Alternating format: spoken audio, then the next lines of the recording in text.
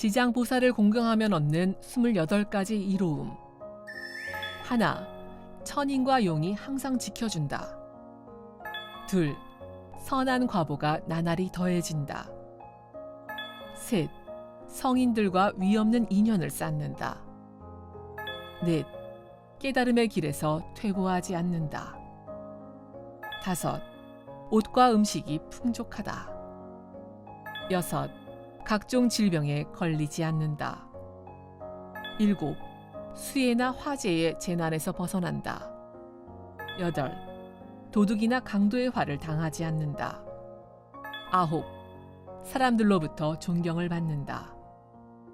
열, 여러 신들의 보호와 도움을 받는다.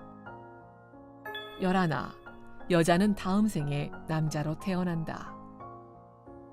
열둘, 여자로 태어나면 훌륭한 가문에 태어난다. 열셋, 단정한 용모를 얻는다. 열넷, 많은 생을 천도에 태어난다. 열다섯, 때로는 위력 있는 지도자가 된다. 열여섯, 숙명통을 얻어 전생을 알게 된다. 열일곱, 구하는 바가 뜻대로 이루어진다. 열여덟, 가족들이 모두 화목하고 즐겁다. 열아홉, 모든 뜻밖의 재앙이 소멸된다. 스물, 과거의 모든 악업이 소멸된다. 스물하나, 가는 곳마다 막힘이 없다. 스물둘, 악몽을 꾸지 않는다. 스물셋, 돌아가신 조상들이 사막도에서 벗어난다. 스물넷, 다시 태어날 때 복을 받고 태어난다. 스물다섯, 모든 성인들의 칭찬과 칭송을 받는다. 스물여섯, 근기가 총명하고 빼어나다. 스물일곱, 중생에 대한 자비심이 충만할 것이다. 스물여덟, 종국에는 필히 성불한다. 스승님, 질문이 있습니다. 지정왕 보살님께 공양하면 사람이 얻는 28가지 이로움 중 한 가지가 선망이고입니다. 즉 왕생한 조상이 해탈한다는 뜻이죠. 한 시청자분이 이런 질문을 했습니다. 만약 우리가 매일 공양하면 돌아가신 조상님과 나아가 모든 역대 조상님을 해탈하도록 도울 수 있을까요? 역대 조상님이 모두 몇 분입니까? 셀 수가 없죠. 천년 단위로 한번 계산해 볼까요? 조상 한 세대를 20년으로 치면 천년이면 50세대라는 계산이 나오죠. 매일 공덕을 쌓는 것은 아주 훌륭한 발심입니다. 하지만 매일 거대한 대자비심의 원을 세우는 것만은 못하죠. 여기서 대는 여러분의 모든 조상과 모든 인류, 모든 생명을 전부 포괄합니다. 부처님께서도 육도 인해는 모두 화택이라고 하셨죠. 우리는 하늘이나 신만해도 대단하게 여기죠. 그런데 사대천왕도 제도의 대상입니다. 부처님 눈에는 사대천왕도 화택 속의 일기의 생명으로 그저 수천만 년 오래 살 뿐이죠. 사대천왕도 끝나는 날이 있습니다. 끝나면 어디로 가게 될지 모르므로 부처님께서 길을 알려줄 테니 함께 가자는 그런 개념입니다. 따라서 조상을 천도하고자 할 때는 50세대 이상도 거슬러 오르기 어렵기 때문에 모든 생명을 위한 대자비심을 내십시오. 그리고 실천으로 옮긴다면 사실 여러분의 역대 조상들도 어쩌면 일순간에 승화될 수 있습니다. 이처럼 불가사의하고 수승한 이치가 담겨 있습니다. 스승님, 질문이 또 있습니다. 대공덕을 쌓으면 얻는 이로움을 말씀하시면서 사람은 모두 28가지 이로움을 얻고 천인도 7가지 이로움을 얻는다고 하셨습니다. 왜 사람은 천인보다 더 많은 28가지 이로움을 얻나요? 이렇게 계산하는 게 맞나요? 맞습니다. 사람은 일을 많이 저지르니까요. 천계에서는 높은 신일수록 잘못을 적게 저지릅니다. 게다가 천인은 이미 많은 복덕을 갖췄죠. 예를 들면 입고 먹을 것이 풍족하죠. 그렇습니다. 병도 재앙도 없죠. 출입도 당연히 평안합니다. 천신은 교통사고의 위험이 없습니다. 그러므로 인간이기 때문에 인간으로서 본래 가진 문제들이 많죠. 이 부분에 관해서 한 시청자분이 질문했습니다. 천인이 수행하면 사람보다 빠르고 편리하게 과일을 얻나요? 그렇습니다. 노래 가사에도 있듯이 사람은 누구나 흔들리는 마음이 있지 않습니까? 끊임없이 쿵쾅쿵쾅하죠. 시계바늘처럼 째깍째깍 움직이며 시시각각 변합니다. 움직이는 힘이 닿으면 죽습니다. 하지만 천신은 다릅니다. 사람은 맥박이 1분에 6, 70번, 7, 80번 정도 뛰죠. 천인은 1년에 한 번 정도 뜁니다. 그러니 마음의 변화도 거의 없습니다. 하지만 사람의 마음은 참 간사하죠. 일자리가 있으면 일이 많아서 힘들다고 불평하고 막상 일자리가 없어지면 하늘이 무너지듯 막막하죠. 땅이 꺼지고 지옥문이 열립니다. 귀신이 보이기 시작합니다. 눈만 감아도 귀신이 보이죠. 이게 얼마나 모순적입니까? 일자리가 있든 없든 도대체 무슨 차이가 있습니까? 마음속으로야 차이가 크겠지만 늘 초조함과 괴로움에 시달립니다. 그러니 마음이 늘 불안하죠. 마음이 안정되지 않기 때문에 초조하고 불안합니다. 그러나 천기의 신령은 다릅니다. 평범한 범부들은 세세한 번뇌를 너무 많이 따집니다. 예를 들어 멀쩡한 바지에 일부러 구멍을 만듭니다. 과거에는 일하다 보면 바지 무릎이 달콘했습니다. 구멍이 나면 기워 입었죠. 지금은 일부러 구멍을 내고 사포로 문질러 닳게 해서 무릎을 드러내려 합니다. 사람은 한가하면 자신을 괴롭히지 못해 안달이 납니다. 가난하면 멀쩡한 옷을 입고 싶고 돈이 있으면 누더기를 입고 싶어 하죠. 어떻게 해야 청정하고 안정된 마음을 유지할 수 있을까요? 사람의 마음은 너무 쉽게 흔들립니다. 마음이 쉽게 흔들리면 행동도 따라서 가벼워집니다.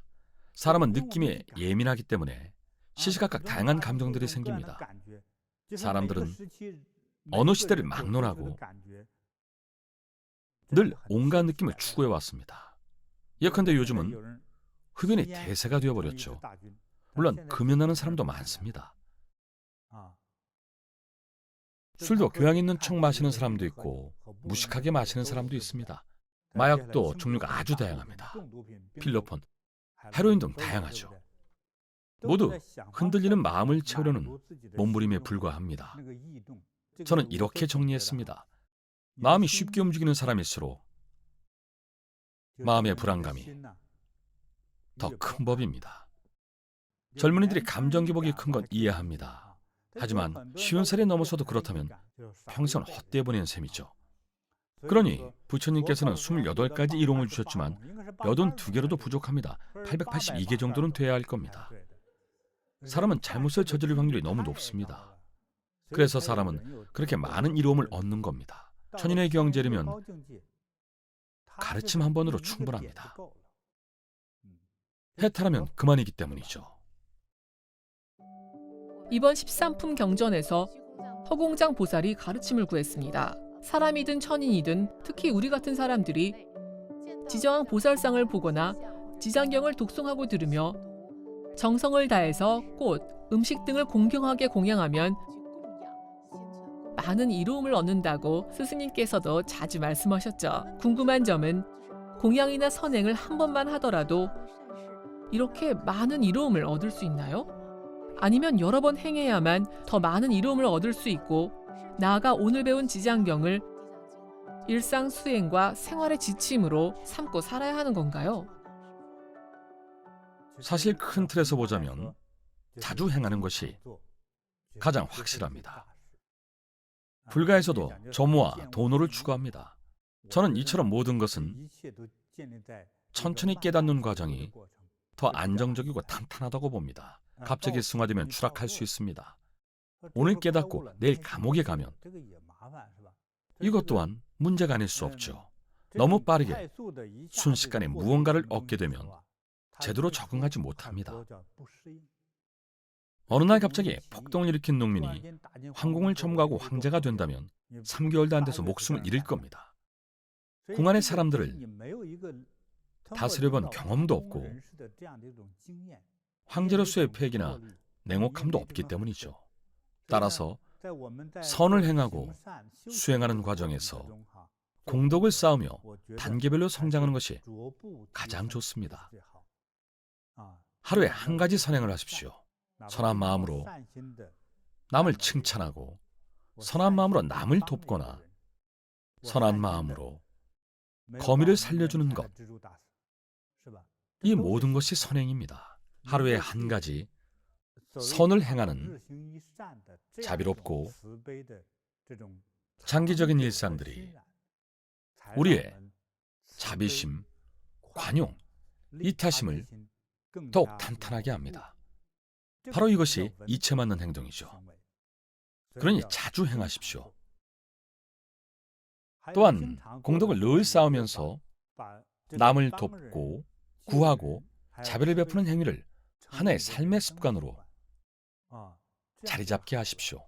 오늘 하루 겨우 500원 기부하면서 기자에게 빨리 사진을 찍으라는 등 이런 보여주기식 행위는 너무 가식적입니다. 공덕을 쌓기는커녕 죄가 될 겁니다. 이런 허리허식은 악귀를 부릅니다. 경전에서 가끔 언급되는 일화가 있습니다. 특히 대승불교의 묘법 연화경에 나오는 용녀 일화를 다들 아실 겁니다. 용녀는 부처님을 뵙기 전부터 자비롭고 선량했습니다. 늘 꾸준히 수행하며 남을 돕는 삶을 이어왔죠. 꾸준히 실천했습니다. 다만 부처님을 뵙고 나서 환희와 공경심이 일었기에 부처님께서 시공을 단축해 즉신성불하게 하셨던 거죠. 사실 용녀 공덕은 이미 충분했습니다. 부처님께 보물을 바친 것도 수행의 과정에서 어느 정도 경지에 이른 뒤에 보물을 바친 것이기 때문에 원만함을 이루게 된 겁니다. 용녀가 지옥의 사자였는데 보물을 바치고 즉시 성불한 것이 아닙니다. 이미 탄탄한 기반이 있었습니다. 자비의 기반이었죠. 경전 원문에서 부처님은 지정왕 보살님께 지구의 중생들은 의지가 약하여 악행을 일삼으니 선심을 내어도 금세 퇴보한다고 하셨죠. 이 땅의 중생들은 어째서 악한 것은 쉽게 배우고 선한 것은 배우기 어려워할까요? 스승님께 많은 설명과 가르침을 청합니다. 이 문제는 상당히 무거운 주제입니다. 어떤 측면에서 답해야 할지 생각해 봐야 합니다. 여러 사람과 만나 이야기를 나누다 보면 참 좋은 사람이라고 생각합니다. 하지만 언제 상대의 단점을 발견할까요? 진정으로 깊이 교류할 때입니다. 예를 들어 함께 일하거나 서로 협력하는 과정에서 이해관계에 충돌이 생겼을 때, 이해관계에 충돌이 생겼을 때 그제야 그 사람의 성과학을 알게 됩니다. 제가 이렇게 말하는 이유는 방금 질문한 그 문제를 다양한 측면에서 논할 수 있기 때문입니다. 왜 사람들은 선은 익히기 어려워하면서 악은 그렇게 쉽고 빠르게 배울까요? 모든 삿된 것들은 그 자체가 상당히 유혹적입니다. 도박을 예로 들어볼까요? 시청자분들 중에 도박을 좋아하는 분 계십니까? 뭐가 됐든 판돈이 걸려있다면 모두 도박입니다. 이기면 아주 기쁘죠. 사람은 대부분 유행을 바라는 사행심을 가지고 있습니다. 사행심. 예컨대 한 달 내내 열심히 30일 동안 꼬박 일해서 20만 원을 벌었다고 합시다. 하지만 도박을 했더니 단번에 40만 원을 법니다. 10분밖에 안 걸렸습니다. 시간이 얼마나 많이 절약됐습니까? 이 점이 제일 유혹적이죠. 누구나 해보고 싶을 겁니다. 저도 어떤 놀이에 혹한 적이 있습니다.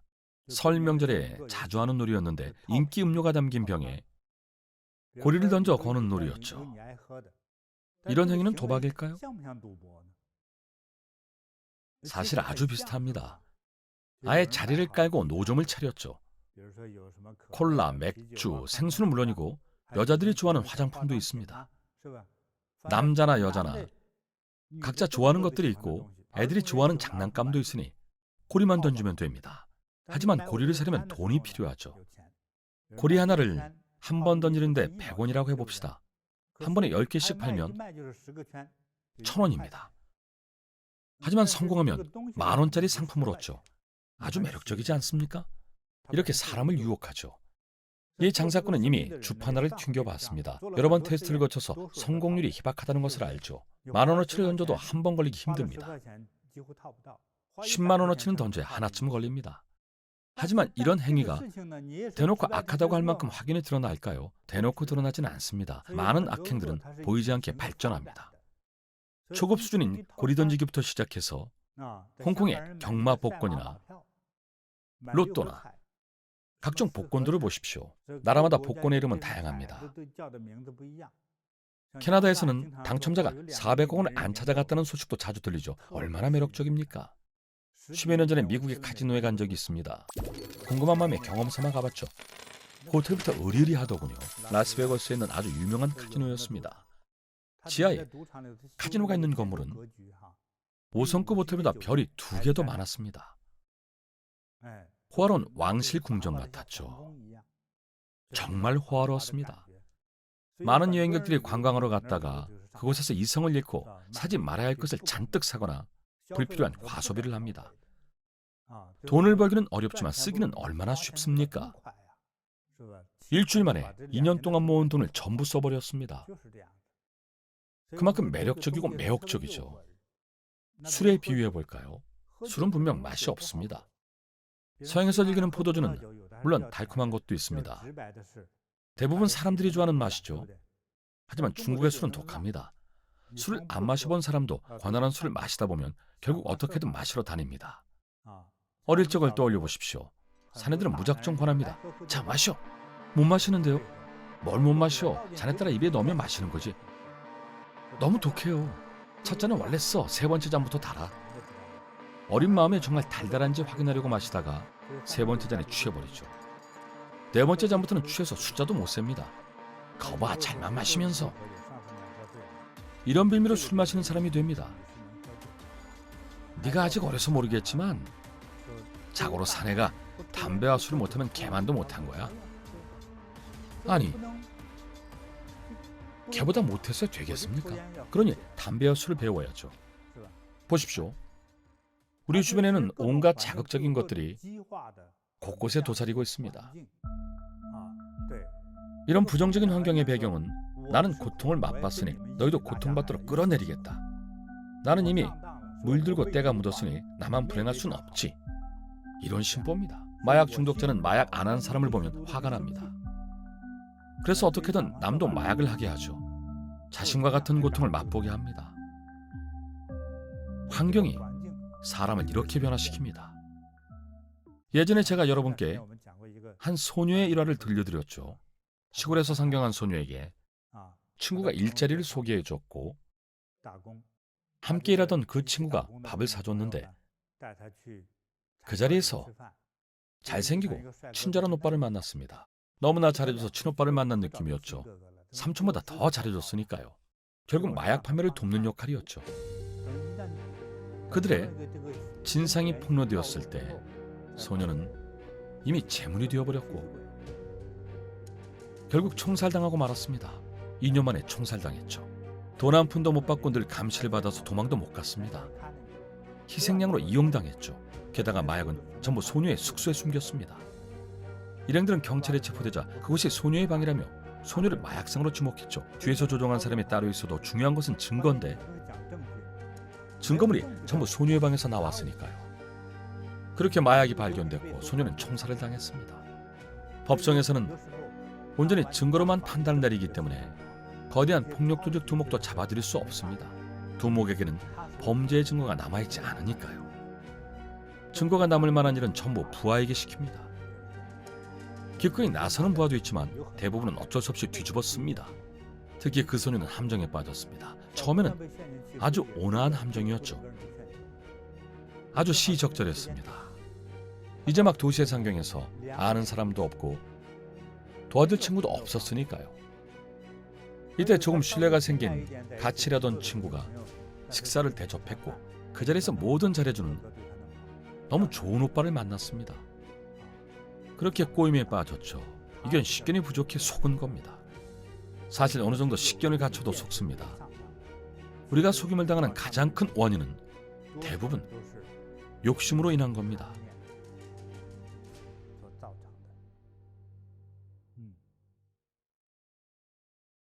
사람은 이처럼 나쁜 것을 먼저 배우는 습성이 있고 인간의 본성에는 취약함도 있고 탐욕도 있으며 질투심도 많습니다. 그리고 오만함도 있습니다. 이처럼 다양한 요소들이 있습니다. 한 가지로만 이루어지지 않습니다. 또 다른 내용에 관한 질문입니다. 여기서 허공장 보살이라는 대보살님이 등장하는데요. 허공장 보살님이 일어나서 석가모니 부처님께 법을 청했습니다. 그리고 지장왕 보살님을 공양하면 어떤 이로움과 복덕이 있는지 물으셨죠. 여기서 허공장 보살이라는 이름을 들어본 분도 있겠지만 모르는 분도 있으실 텐데요. 스승님께 소개를 부탁드립니다. 좋습니다. 허공장 보살은 대승불교의 8대 보살 중 한 분입니다. 하지만 경전이 전파되는 과정에서 허공장 보살의 이름은 그렇게 많이 전해지지 않았습니다. 우리가 가장 익히 알고 있는 보살은 관세음 보살입니다. 관음, 문수, 대세지, 지장왕, 보현, 미륵, 그 다음이 허공장이고 마지막으로 제계장 보살까지 포함해 8대 보살입니다. 맨 마지막 보살인 허공장 보살이 질문을 하는 이 부분에서도 상호 대응 관계를 살필 수 있습니다. 따라서 이때는 지장 또는 지옥에 대응하는 허공의 공간을 말합니다. 사실 허공이란 옛날 사람들이 말하는 대지와 하늘 사이의 대응 관계를 말합니다. 이건 저의 분석입니다. 그래서 마지막 대보살은 허공장입니다. 허공일수록 더욱 무량합니다. 그러니 허공장 보살은 얼마나 거대할까요? 우주의 해, 달, 별, 즉 일월 성신을 관장하고 비바람과 천둥, 번개를 포함한 자연의 전체 질서를 관장합니다. 그래서 이분을 대명성 천왕이라고 합니다. 연예인 인기 스타를 뜻하는 별이 아니라 하늘에 빛나는 별, 즉 명성천왕입니다. 허공장 보살이 아우르는 지혜와 재물은 실로 거대합니다. 허공장 보살은 온 하늘을 관장하기 때문에 땅보다 더 거대합니다. 무한배는 더 거대하죠. 따라서 허공장 보살도 대단하신 분입니다. 허공이 모두 그분의 것이죠. 에너지가 헤아릴 수 없이 큽니다. 그분의 형상에도 불법을 따르는 굳건한 믿음이 드러납니다. 머리에 오불관을 쓰고 오른손은 화염이 불타는 도금을 들고 계시죠. 왼손은 보배 연꽃을 들고 계십니다. 보배 연꽃에는 여유주가 있습니다. 소원을 들어주는 여유주죠. 엄청난 에너지를 지니고 있습니다. 그분의 소개는 여기까지 하겠습니다. 스승님, 이어서 작은 질문이 있는데요.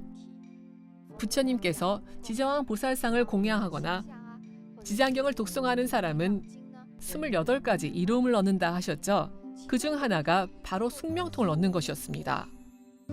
예전에 공부할 때는 이런 신통력은 대부분 아주 깊은 선의 경지에서 고된 훈련이나 수행을 통해서만 숙명통과 같은 결과를 얻는다고 배웠습니다. 스승님께 여쭙겠습니다. 공덕만 쌓아도 이처럼 높은 신통한 경지에 이르는 이로움을 얻을 수 있을까요? 당연히 가능합니다. 저를 포함해서 사람의 지혜는 매우 제한적입니다. 저도 개인적으로 실수행을 강조합니다. 숙명통은 글자 그대로 해석한다면 사람의 숙명을 안다는 뜻입니다. 예를 들어 미래의 운명이 어떤지 그 사람을 보면 알 수 있죠. 과거를 알 수 있기 때문에 숙명, 즉 미래를 알 수 있습니다. 바로 이런 의미입니다. 숙명통은 정도에 따라 차이가 있습니다. 누진 통에까지 이르면 전 500생과 미래 500생을 전부 꿰뚫어 봅니다. 훨씬 대단하죠. 그래서 예지력이 생기고 운명의 흐름을 보는 것은 수행을 통해 생기는 신통력 중에서 최고는 아닙니다. 과거에 저는 사람은 수행을 해야만 이런 신통력이 생긴다고 여겼습니다. 하지만 연륜이 쌓이고 세월이 흐르면서 어떤 사람들은 타고난다는 걸 알았죠. 날 때부터 이런 능력이 있습니다. 어떤 사람은 어릴 때 고요를 앓고 나서 이런 능력이 생기기도 합니다. 그건 이번 생에 이 능력을 갖춰야 할 인연이 있기 때문이죠. 전생에 어떤 좋은 일을 했거나 공덕을 쌓았기에 이번 생에 숙명통이라는 법력을 가지게 된 겁니다. 이런 경우도 있습니다. 게다가 어느 나라, 어느 지역이든 존재하죠. 특정 문파의 수행법을 수행하지 않았어도 뭔가를 보고 아는 능력이 있습니다. 그렇다고 역술가는 아닙니다. 일종의 직관이나 느낌으로 운명을 알아봅니다. 숙명을 통달한 느낌에 가깝습니다. 타고난 능력입니다. 그렇다면 대부분의 사람은 과거와 미래를 전혀 모르는데 왜 이런 사람은 태어날 때부터 알까요? 전생의 공덕 덕분입니다. 그러니 우리가 공덕을 쌓고 진심으로 공양하면 실제 수행을 하지 않아도 이런 숙명통을 얻을 수도 있습니다. 이어서 불교의 한 가지 개념을 더 설명해 드리겠습니다. 바로 오한육신통입니다. 바로 천안통, 천의통, 타심통, 신족통, 숙명통, 누진통. 대략 이렇게 있습니다. 통이란 통달하고 장악했다는 뜻입니다. 숙명통은 한 사람의 숙명과 인연을 통찰합니다. 타심통은 타인의 생각을 읽습니다. 신족통은 날아다니듯 걷습니다. 걸음을 걷는 것이 아니라 날아다닙니다. 천안통, 천의통에 이른 사람은 꽤 많습니다. 제가 아는 분들 중에도 있죠. 많은 분들이 눈을 감고도 세상을 통찰합니다. 집안 상황을 들여다보고 사람들 간의 관계를 파악하고 미래의 운명을 내다보기도 하죠. 하지만 탐욕이 커진다면 그 능력도 약해지거나 사라지죠. 오로지 재물과 이익을 위해 그 능력을 사용한다면 그렇게 번 돈은 다른 화를 부릅니다. 남을 도울 때 돈을 목적으로 하면 안 됩니다. 이런 화를 자초하지 마십시오. 자발적으로 기꺼이 진정한 보살심으로 중생을 위해 헌신해야 합니다. 우리는 미래에 화택에서, 즉 육도에 불타는 집에서 벗어나야 합니다. 장래에 육신이 죽은 후 우리는 천계, 천당에 가는 것이 아니라 극락세계로 가야 합니다. 극락세계는 육도 내에 있지 않고 우주 전체와 하나가 된 곳입니다. 그곳은 고통도 죽음도 없습니다. 그런 곳이 극락입니다. 다들 이해하셨겠죠? 스승님, 질문이 더 있습니다. 경전 원문에서 석가모니 부처님은 지정한 보살에게 중생들이 절대 지옥에 빠지지 않게 하라고 당부하셨습니다. 궁금한 점은 혹시라도 중생들이 지옥에 빠졌다면 지옥에서 스스로 빠져나올 수 있나요? 지옥을 탈출할 기회가 있나요? 꼭 불보살님의 힘을 빌어야만 구제될 수 있나요? 기회는 있습니다. 그 기회란 불보살님이 1년에 한두 번의 기회를 주십니다. 불법살림들은 자신의 방법과 법력, 즉 자비로운 법력으로 지옥의 인연 중생을 제도하십니다. 이 인연은 참으로 설명하기 어렵습니다. 과거에 부처님께 공양한 적이 있다면 부처님이 지옥문을 열었을 때 기회가 생깁니다. 그때는 열심히 위로 올라가야 합니다. 참여하는 동시에 행동해야 할 때는 행동해야 합니다. 예전에 지옥의 거미에 관한 일화를 이야기했었죠.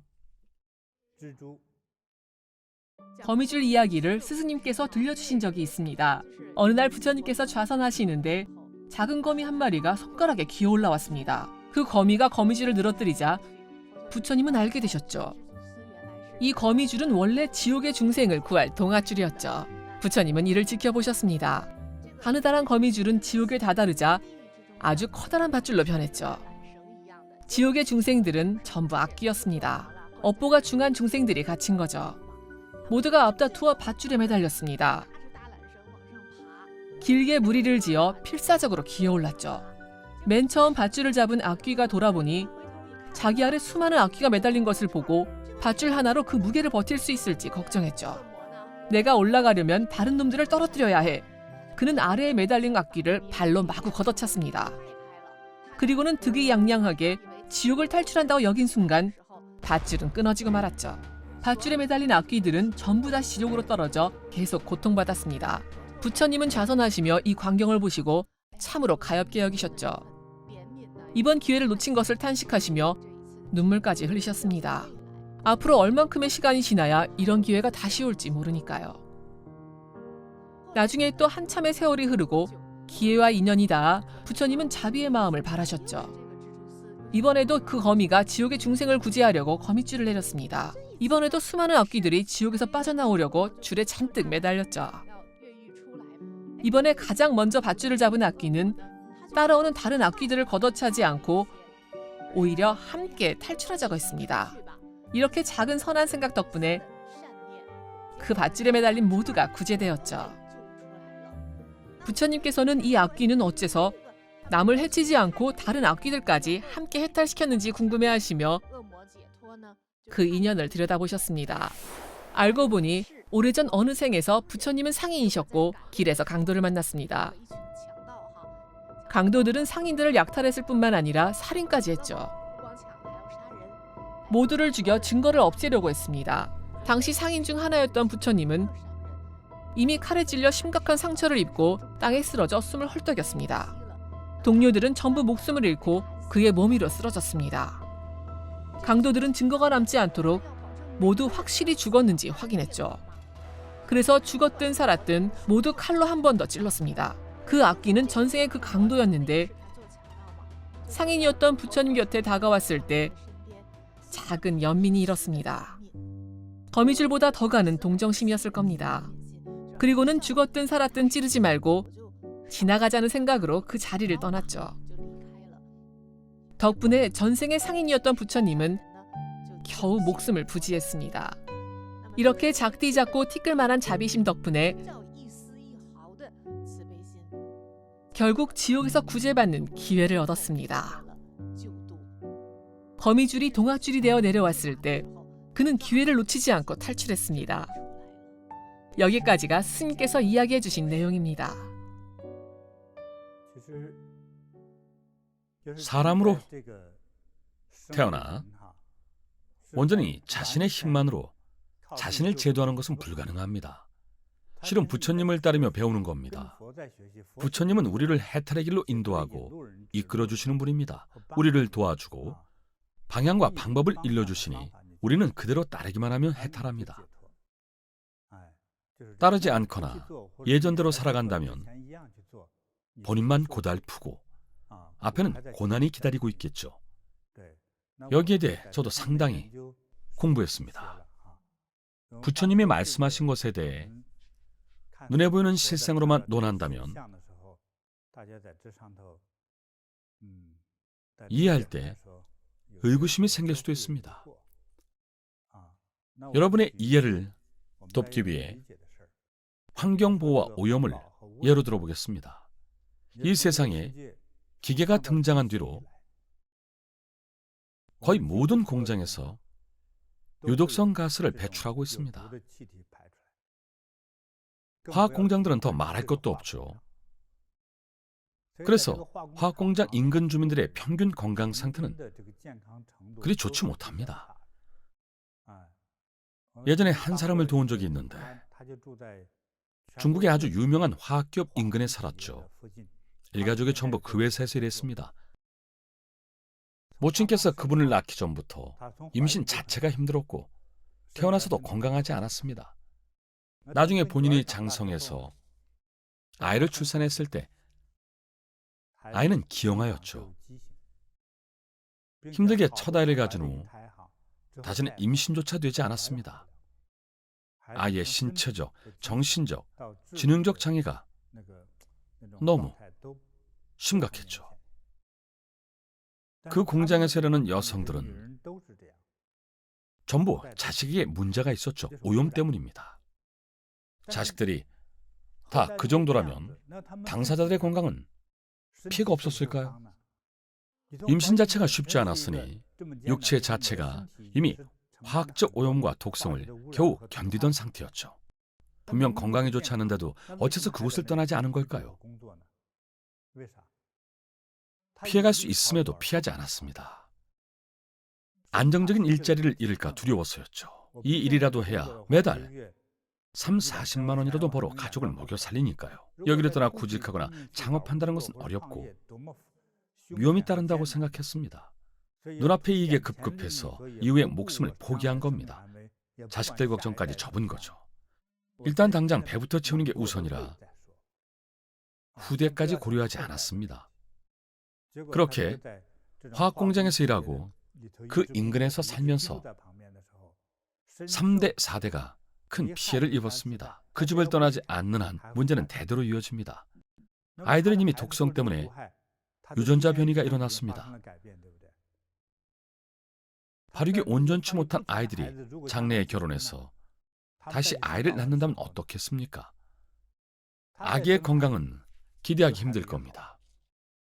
건강한 후손이 태어나려면 10대는 지나야 할지도 모릅니다. 얼마나 고생스럽습니까? 여전히 많은 국가들은 공장을 지으려고 안달입니다. 공장을 많이 지었던 나라들은 그로 인한 오염을 잘 알고 있습니다. 그런데도 왜 공장을 지을까요? 지금 당장 이익이 돌아오니까요.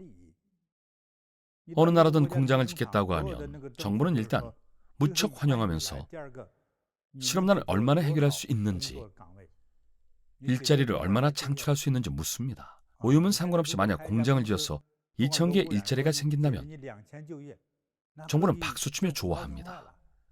자기 지역의 일자리가 늘어나서 실업률이 1%밖에 안 되면 얼마나 좋겠습니까? 거의 모두 일자리가 있으니까요. 아주 좋은 명분 아니겠습니까? 차라리 오염을 감수할 겁니다. 모두 눈앞의 이익에 눈이 먼 겁니다. 과연 몇 명이나 장기적인 이익을 추구할까요? 게다가 어떤 장기적인 이익은 개인의 힘으로 완성할 수 없습니다. 하지만 우리는 지혜를 통해 장기적 이익을 도모할 수 있습니다. 하나하나 따지지 말고 더 멀리, 길게 보십시오. 기업을 경영하거나 사람을 대하거나 회사에 가서 일하거나 심지어 어떤 제품을 기획할 때 그리고 젊은 친구들이 직업을 선택할 때도 당장 돈이 되는 직업만 찾지 마십시오. 그러지 마십시오. 먼저 자신의 마음과 잘 맞아야 합니다. 그리고 본인이 좋아하는 분야여야 합니다. 나아가 모두에게 이루어야 합니다. 모두에게 긍정적인 이익을 주는 이런 기준들로 선택해야 합니다. 장기적인 안목이라 할 수 있죠. 그래야 인생이 평안하고 상서로우며 나중에 지옥에 가지 않을 수 있습니다. 잘만 한다면 천계에 오를 수도 있겠죠. 이번 강서를 들은 모든 분은 이 경전을 들은 공덕으로 인해 인간 세상에 사는 동안 앞으로 길상여야할 것입니다. 불상사와 횡액을 당하지 않습니다. 모든 삿된 마귀들이 여러분에게 다가오지 못합니다. 살고 있는 곳 주변의 지신과 귀양들이 보호해 주십니다.